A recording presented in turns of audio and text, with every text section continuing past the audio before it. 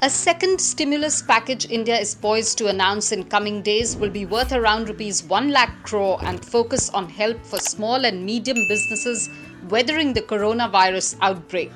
Last month, India outlined a rupees 1.7 lakh crore economic stimulus plan providing direct cash transfers and food security measures to give relief to millions of poor hit by an ongoing 21-day nationwide lockdown.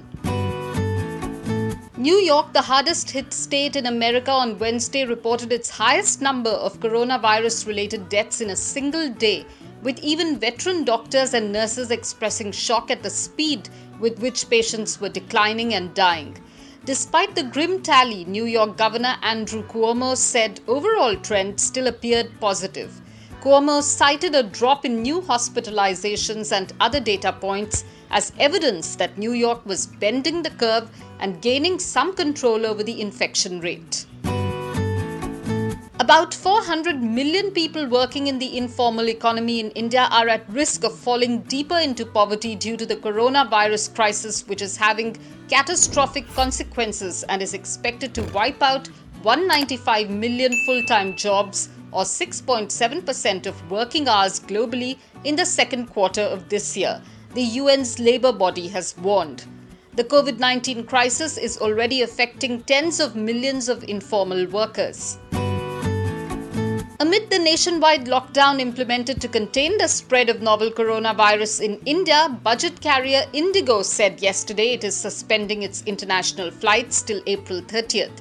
Air India has already suspended domestic and international flights till April 30th.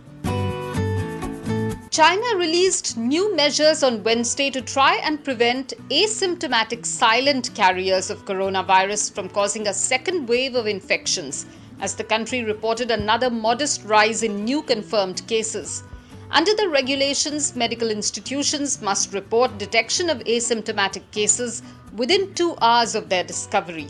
Local governments must then identify all known close contacts of the case within 24 hours. The head of the World Health Organization gave a strident defense of his agency's handling of coronavirus pandemic on Wednesday in response to US President Donald Trump's criticism and suggestions that Washington could review its funding for the agency. WHO Director General Tedros called for unity and a halt to politicization of the global health crisis, specifically urging China and the United States to show honest leadership. Tedros said he expected US funding to continue with traditional bipartisan support.